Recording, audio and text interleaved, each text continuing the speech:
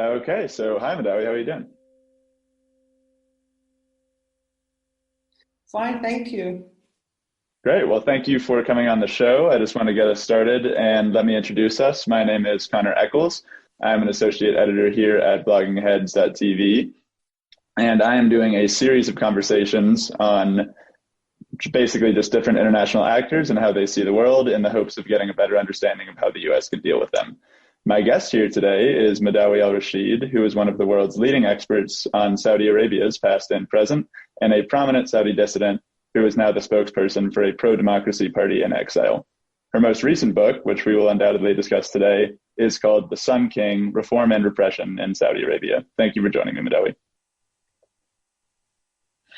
So just to get started, I want to talk about a lot. Thank you. Yeah. So I want to talk about a lot, including the war in Yemen, the murder of Jamal Khashoggi, and the ongoing Cold War with Iran. But first, I want to get into the rise of the man at the center of these stories, who is, of course, Crown Prince Mohammed bin Salman. Can you tell us a little bit about his background and how he came to power, just to give a basic understanding?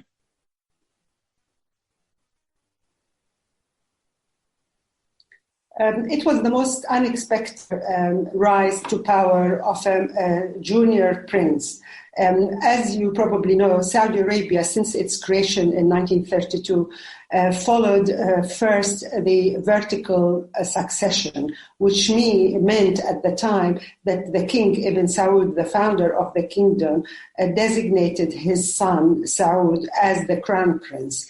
After that, he stipulated that the succession should become vertical, meaning that after his son Saud, his brother Faisal should become king. And as Ibn Saud had around 45 sons, the number of princes lasted for a long time until we get to sort of 2005 and then 2015. So most recently, when King Abdullah passed away in 2015, Salman, who was the crown prince, became king. And everybody expected this horizontal pattern of succession to continue. However, this is no longer possible simply because Salman doesn't have really many brothers to inherit the throne. And he made this sort of unexpected move by sacking his brother, Prince Migran, who was the crown prince, and sacked also Mohammed bin Nayef, who is his nephew, who was the deputy crown prince. So those people were sidelined, and then he promoted his son, very much as his father did in 1932. And this is, in 2015, was the first time since that moment in history that we revert back to a vertical succession. Mohammed bin Salman was not really a very known prince. He was very junior, and he also had brothers who were much older than him and who were more sort of prominent. So if you remember that he had a brother who was the first Saudi astronaut. But Salman decided that he wanted to promote this young prince, his son, and he surprised many people among the royal family.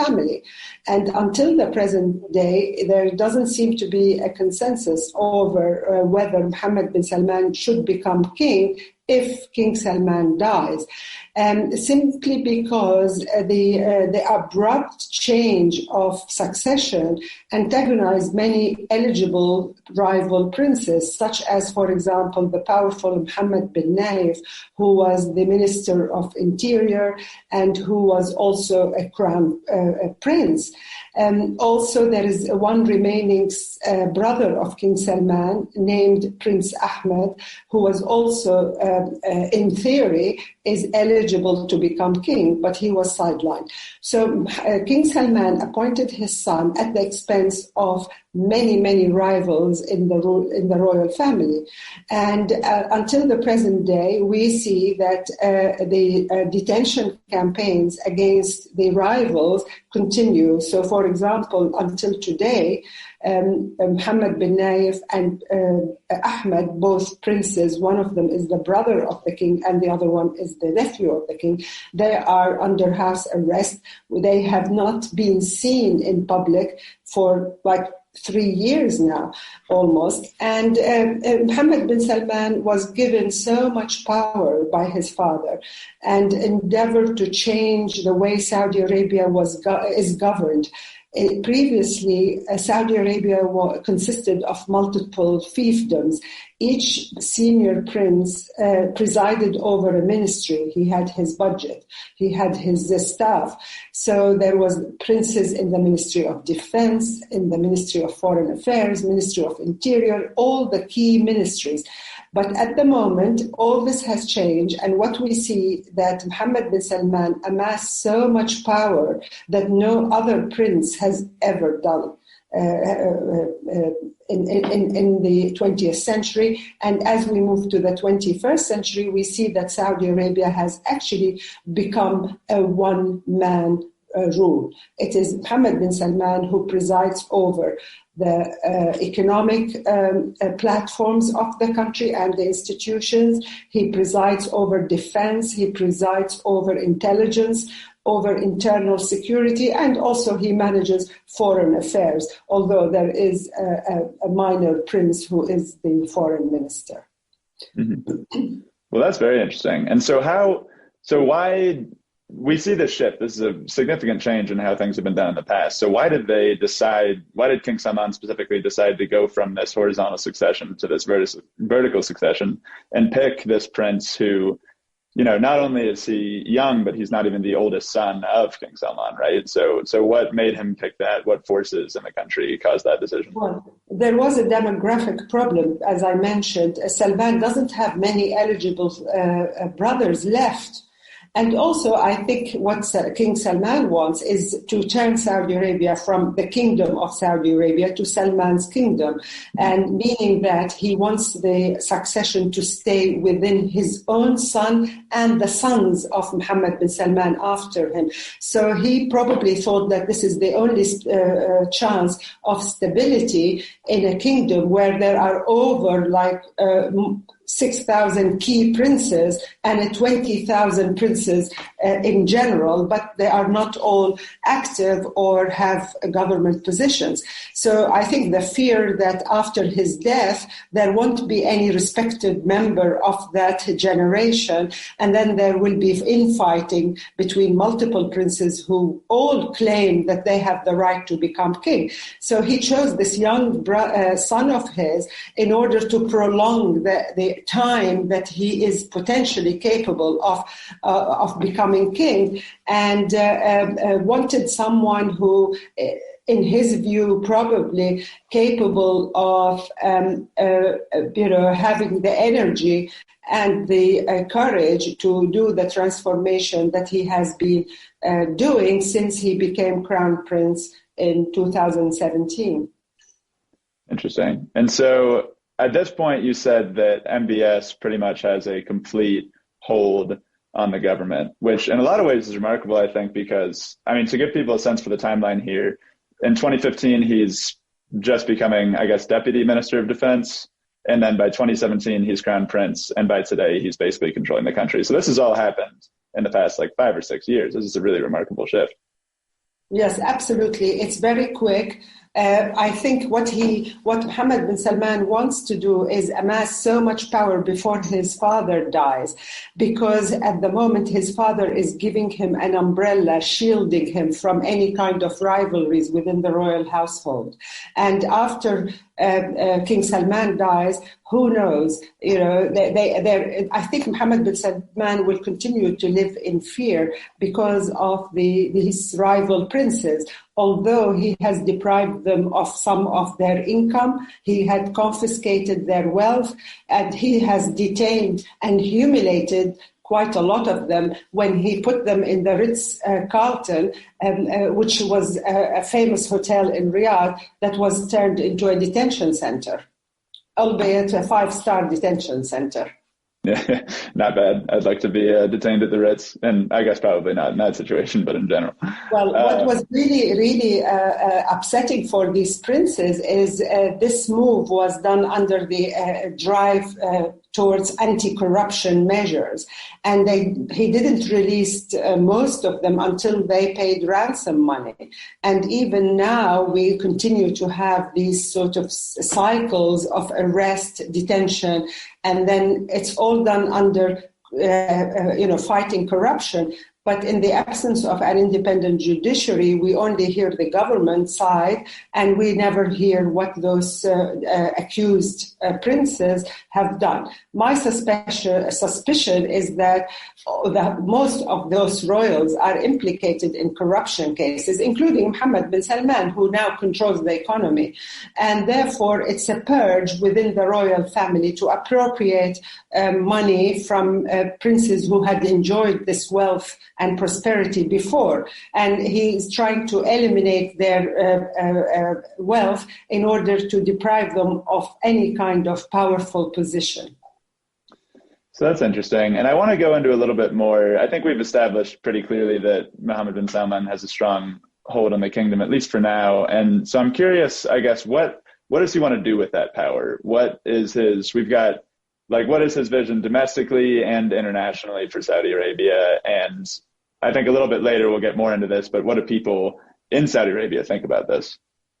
Well, I tell you, to understand Mohammed bin Salman, we need to go to 2011 and the Arab uprising that swept the whole of the Middle East, mainly in countries like Egypt, Tunisia, Yemen, Bahrain, and others. At that, the whole world was actually shocked by the drive towards equality, justice and dignity. These are the slogans of that Arab uprising. And Saudi Arabia wasn't actually immune from that tide of rebellion because the country has lagged behind, together with other Arab countries, in sort of democracy or the drive towards democracy. So some serious demonstrations started in Saudi Arabia during that time, and the Saudi leadership at the time, King Abdullah, tried to contain it by sort of distributing lavish subsidies. He distributed something like $130 billion at the time. But it drew attention to the fact that there is a mismatch between a young population, like Saudi Arabia, almost 60% are under the age of 30, and an aging leadership. Saudi Arabia had known these old kings since the 1980s. And King Abdullah was, very, very old. And also King Salman, who came to the throne just 6 years ago. And so it drew the attention to the fact that the so-called masses of the country, or the Arab world in general, are no longer going to be quiet. And so it's either a situation where Saudis go to the streets and demand the fall of the regime, or the regime preempt this kind of situation and promote a young prince like Mohammed bin Salman, and who promises quite a lot. So the Mohammed bin Salman came to power with a vision called Vision 2030, and also a national transformation program.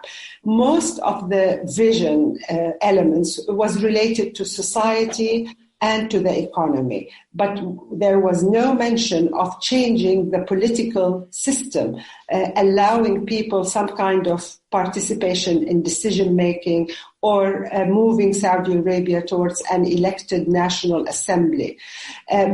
His vision concentrated on the problem of the economy. Since 2014, the crash in the oil prices deprived Saudi Arabia of substantial income because it depends on oil. It's the first commodity. And therefore, this crash of the oil prices led to a realization that something has to be done. Also, Saudi Arabia has one of the highest levels of unemployment in a country that consists mainly of young men and women, who quite a lot of them are educated. They had been sent abroad on scholarship, and they come back and they can't be integrated in the labor market. So the Vision 2030 was meant to diversify the economy and lessen its dependence on oil, create a new job, and also introduce diversification. The diversification was meant to create new industries, such as in entertainment or tourism, and many other initiatives in order to create jobs. Society also, there was a realization that Saudis had been living under very conservative, strict Islamic Wahhabi tradition that, for example, didn't allow women to drive and restricted women's participation in the economy, and also maintained a system of the guardianship, which means that a woman cannot travel, cannot find a job, cannot go to university without the permission of her male guardian. So Mohammed bin Salman wanted to change all that, the economy and society, and also religious tradition. And he embarked on this sort of vision, which had actually resulted in a lot of repression. The vision was a top-down initiative that didn't take into account what Saudis wanted. And in fact, none of the Saudis have participated in formulating these ideas. And the underlying principle was, if we introduce this social economic reform, then we actually achieve two objectives.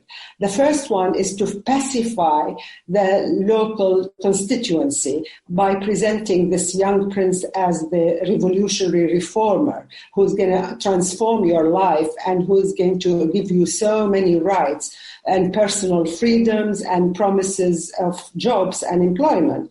And the second thing that these kind of visions achieved was to direct them towards the outside world, mainly the US and the West, because it's very, very important for Vision 2030, if it's going to materialize, that Saudi Arabia needs the cooperation and the support of the international community in terms of drawing investment to the country, corporations setting headquarters in Saudi Arabia.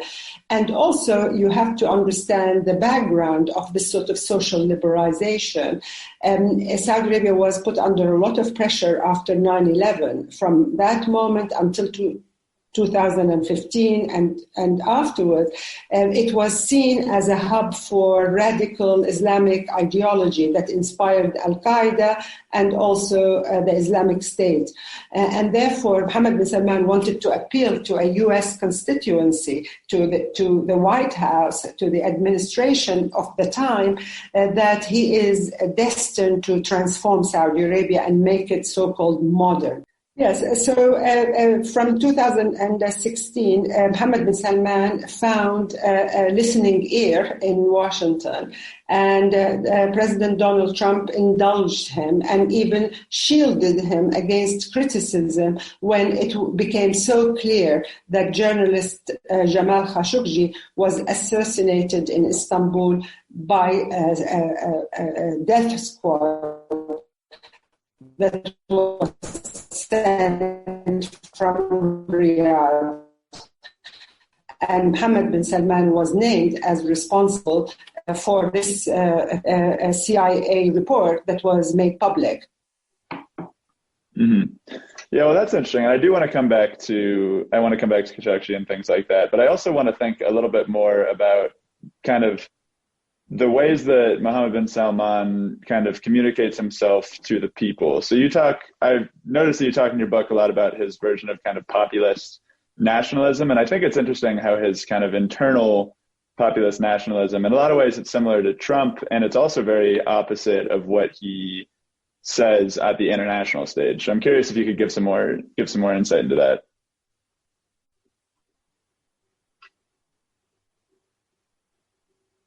I think we live in an age of nationalism. And so in Saudi Arabia, Mohammed bin Salman was a populist from the very beginning. You could see him appealing to the sort of a national pride and promoting Saudi Arabia for Saudis. Slogans like this, or Saudi Arabia first, which were exactly the slogans that were, very, very popular among, in certain constituencies in the United States. And he tries to appeal to the youth, which are the majority in the country. In every single initiative, whether it's tourism or entertainment or the National Day, we see that there is a strong impetus to sort of play on people's emotions and raise their hopes that they are a great nation. However, there is this dark side of nationalism, which actually led to the assassination murder of Jamal Khashoggi, because when Mohammed bin Salman came to power, his aide, Saud al-Qahtani, who is very active on Twitter among young people, they follow him, and he started to ask citizens that you have a responsibility to tell the government if there is a dissident or an activist who objects to government policies, and we have to draw black lists. So he inside Saudi Arabia and even outreach in places like Washington, London, and elsewhere, as he employs so many public relations companies, is to make the citizen the informer who would be rewarded if he actually helps in drawing a list, an online list where people could put names of dissidents, and then possibly they can be eliminated. So this is the dark side of this populist nationalism. Also, it justifies accusations of treason. So anybody who criticizes Mohammed bin Salman is put in prison and accused of being a traitor. And we have seen how, for example, women feminists in Saudi Arabia, such as Lujain al-Hudlul and many others, were put in prison because simply they demanded the right to drive, and they demanded more civil and political rights. And you see for the first time on Saudi newspapers, on the first page, listing those are the traitors. So, and then they are taken to terrorism courts to be put on trial.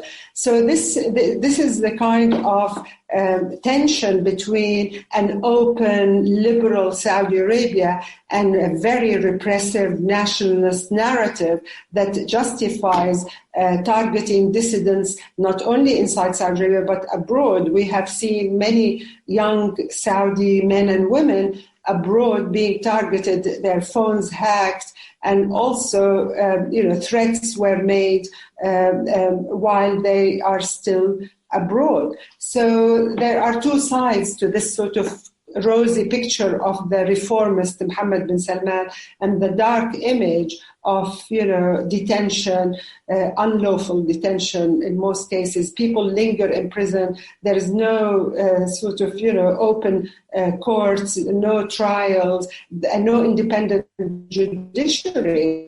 And this is the problem now. Saudi Arabia, since Mohammed bin Salman came to power, had witnessed an unprecedented surge in the number of detainees, prisoners of conscience.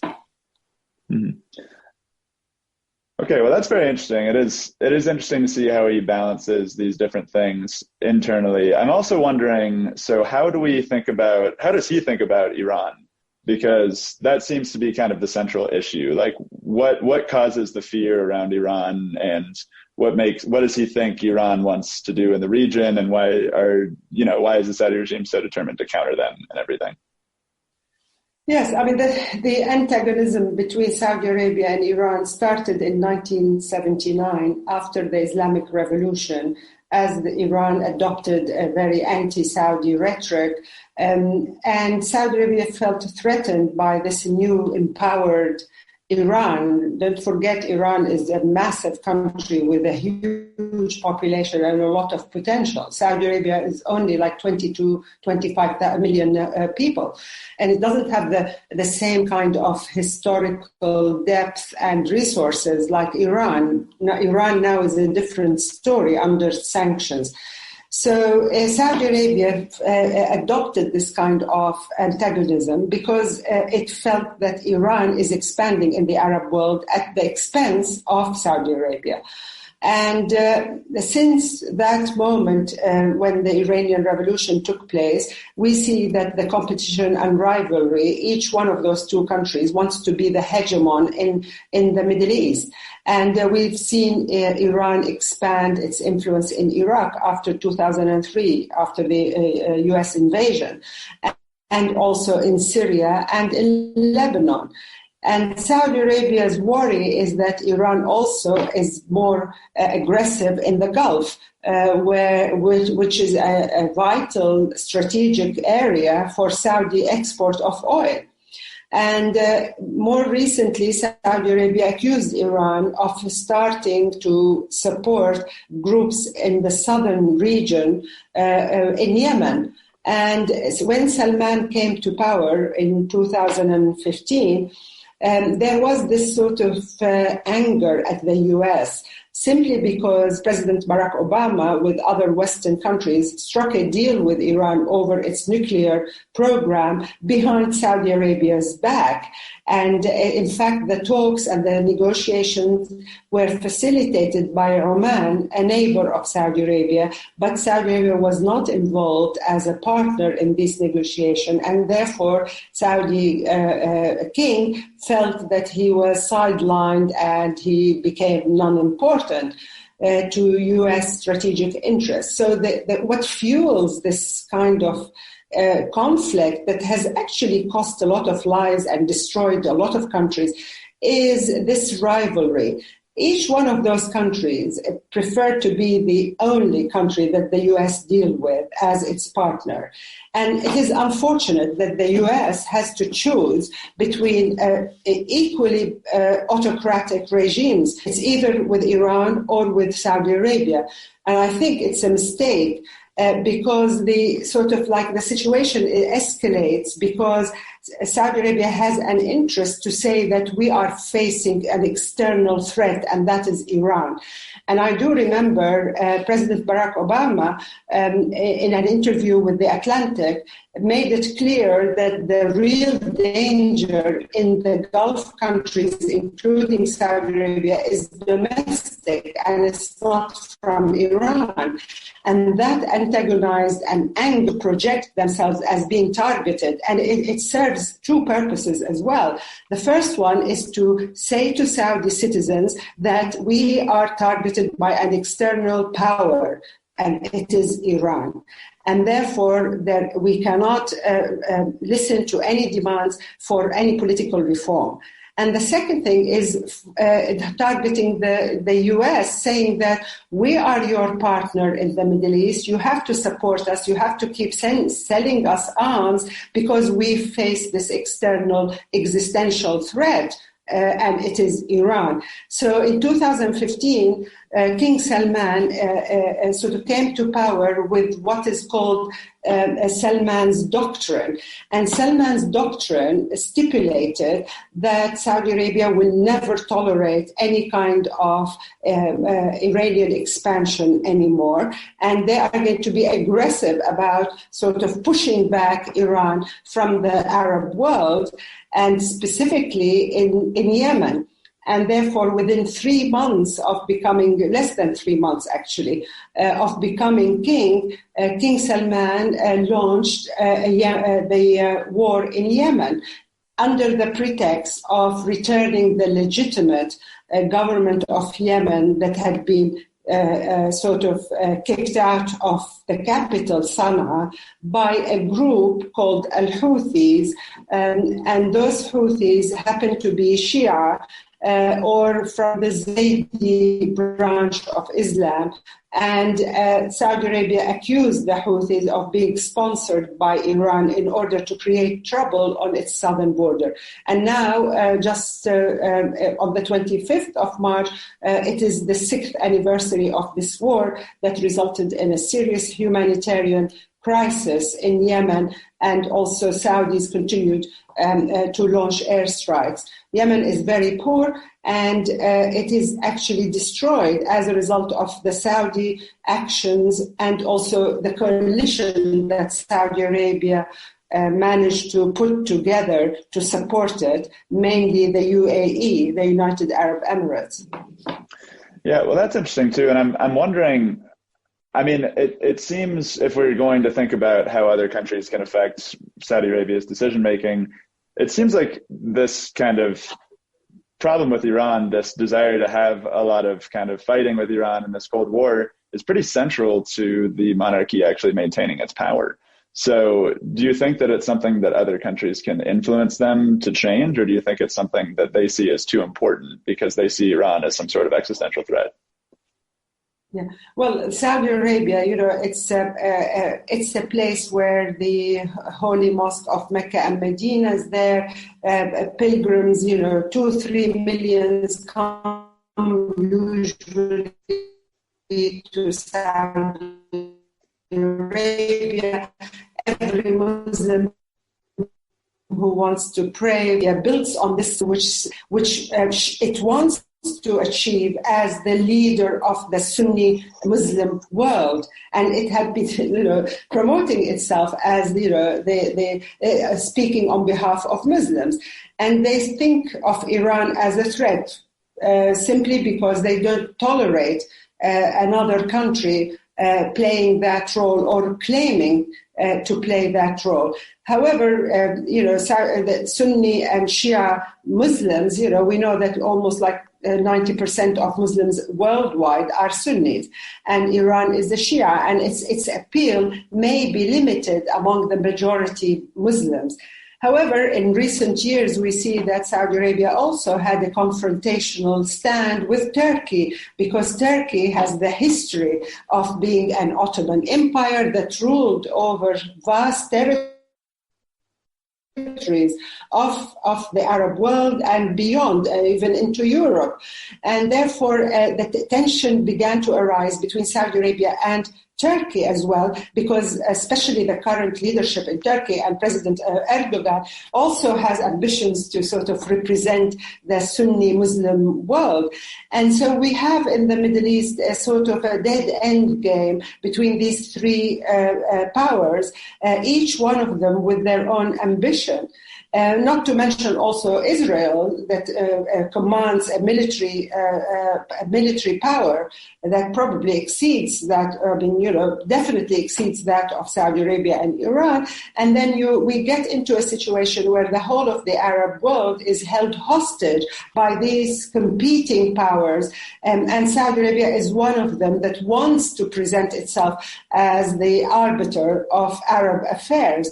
And add to that the uprising, again, 2011, which made Saudi Arabia very, very nervous, especially after the fall of the Mubarak regime in Egypt in 2011. And the threat was that an elected government would come to power, and it will not be as friendly as Mubarak was or had been to Saudi Arabia. And so Saudi Arabia felt very nervous since 2011 and began to sort of present itself more and more as the country, the Arab country, the Muslim country that could sort of lead the Arab world. And during the last 40 years, there was an actual retreat of Saudi influence in the Arab world, in countries like Lebanon, Syria, and Iraq, although Iraq had a contentious relationship with Saudi Arabia during the Saddam Hussein. But the situation hasn't actually been so bad before.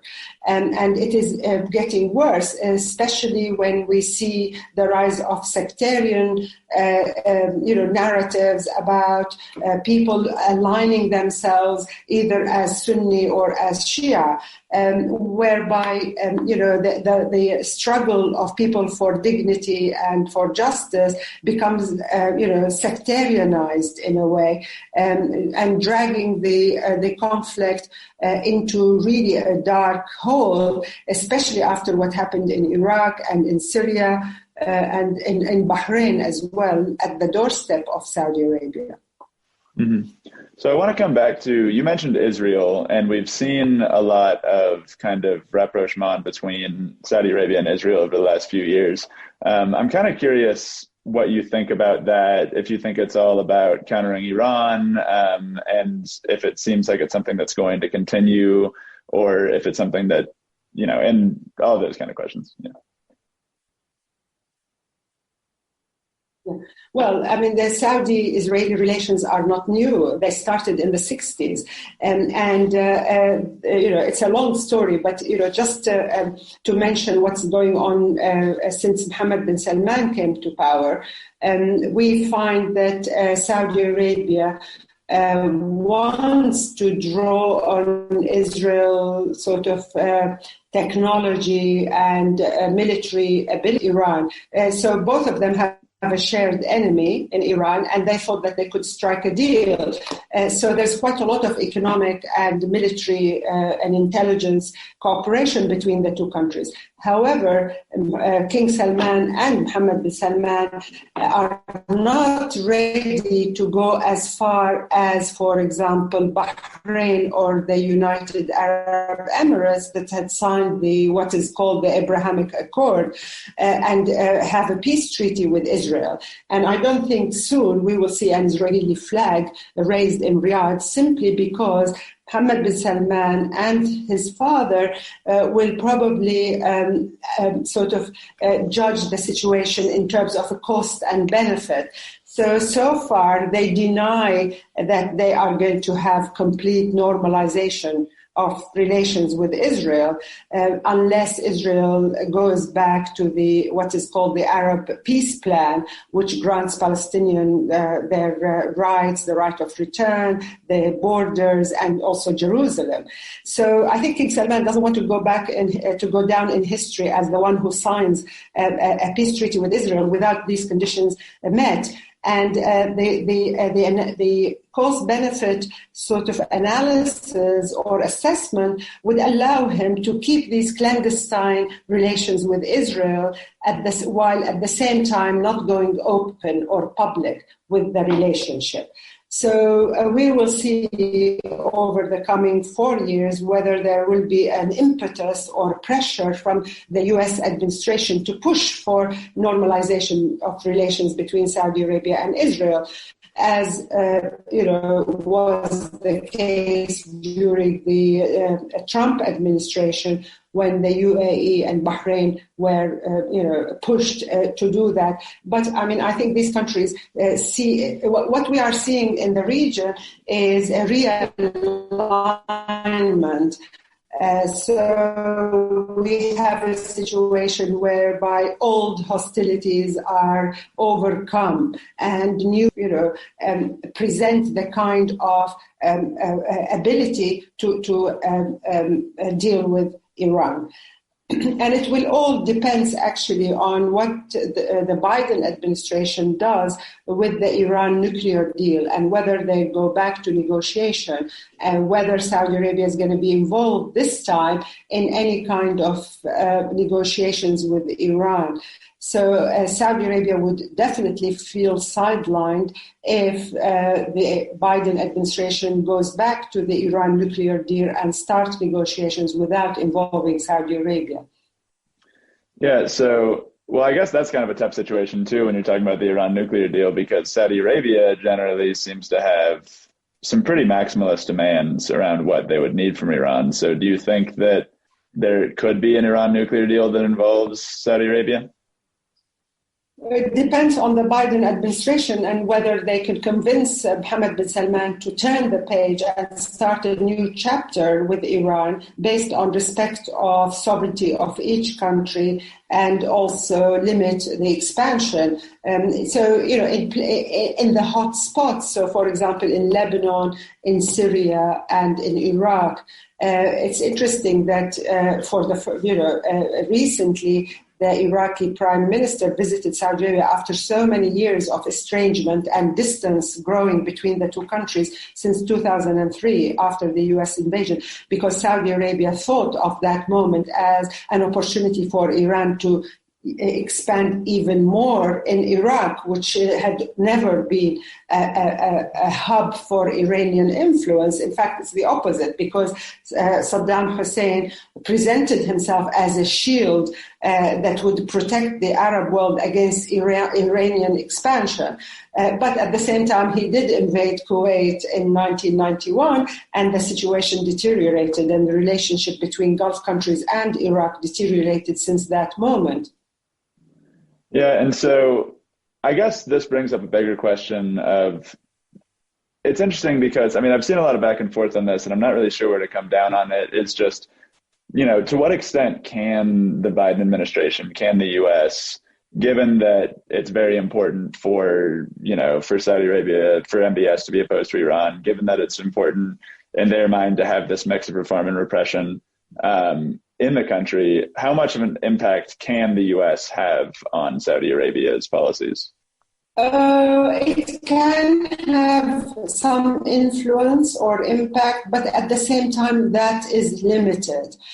Because simply the situation in the Arab world has changed dramatically since the days of the Cold War, when there were two camps. There were Arab countries sort of revolving within or working within the orbit of the Soviet Union, and others that were in the orbit of the US. But now it's like a completely different scenario.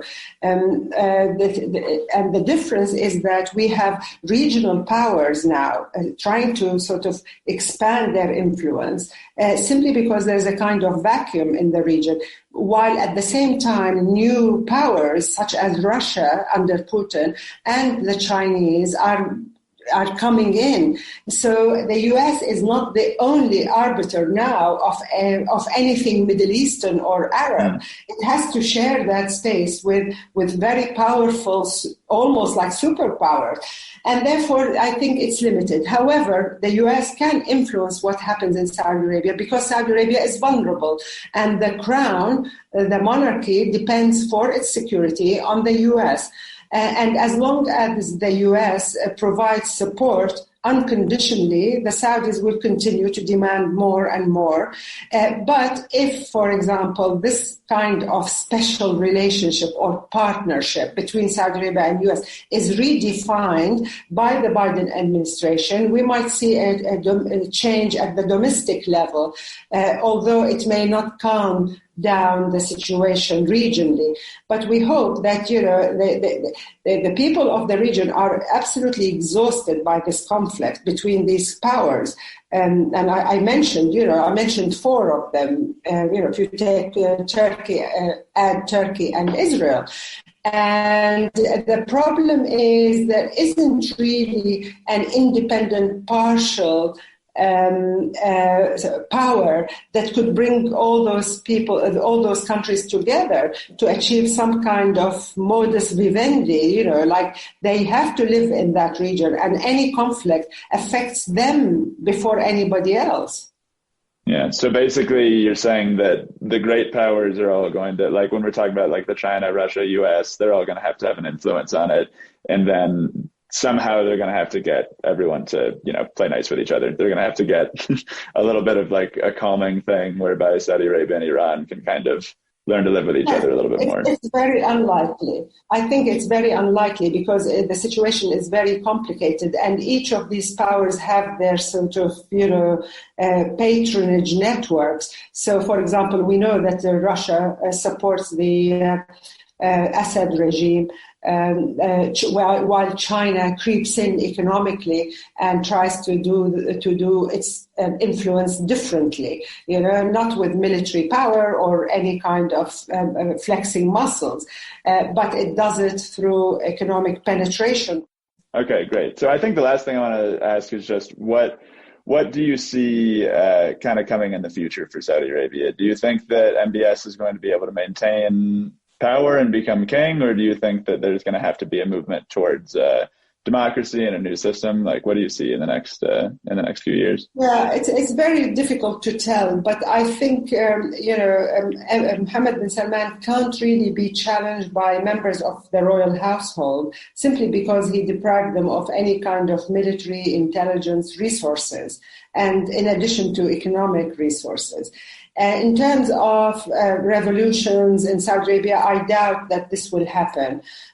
What would happen is the realization at the very top level that if they don't introduce some kind of political reform like an elected National Assembly or an elected government, and sort of give people a little bit of freedom of speech, then the system will implode from within. In addition, I think the main challenge for Saudi Arabia is economic, simply because there's no sign that oil prices are going to go back to their pre-2014 level. And as a country that is dependent on oil revenue, it's going to be a challenge. Also, Saudi Arabia has failed to attract as much as foreign investment as it wanted after its reputation was totally tarnished by the assassination of Jamal Khashoggi, the detention of feminists, the anti-corruption detentions of the princes and the businessmen. So it hasn't got the best reputation at the moment. And this is basically the work of Mohammed bin Salman and his policies. And therefore, a lot of the international investors are hesitant to go into Saudi Arabia and create industries and diversification. So I think the main challenge that is going to be coming over the sort of decade is economic. Unless Mohammed bin Salman delivers jobs and economic prosperity as he promised those with his Vision 2030, we are going to see that he is the only one to be blamed simply because it's a one-man rule. And if the projects fail, then he is the one to be blamed. And we will see also the impact of imposing new taxes on the population, such as, VAT, which wasn't current in Saudi Arabia. The Saudis were promised to be given free education, free health, housing, etc., scholarships to study abroad, but they've never had to pay for those in taxes. And once people start paying taxes, they might actually want to have a say about how those taxes are used and spent. Well, that's interesting. So that leaves us a lot of things to look out for in the future in Saudi Arabia. It seems like it's definitely a country in flux. So just to wrap it up, I really appreciate you coming and joining us. I think you've given a lot of really wonderful insight into the country, and a lot of different, fascinating things about its future as well. And so thank you again. Thank you. Okay. Bye-bye.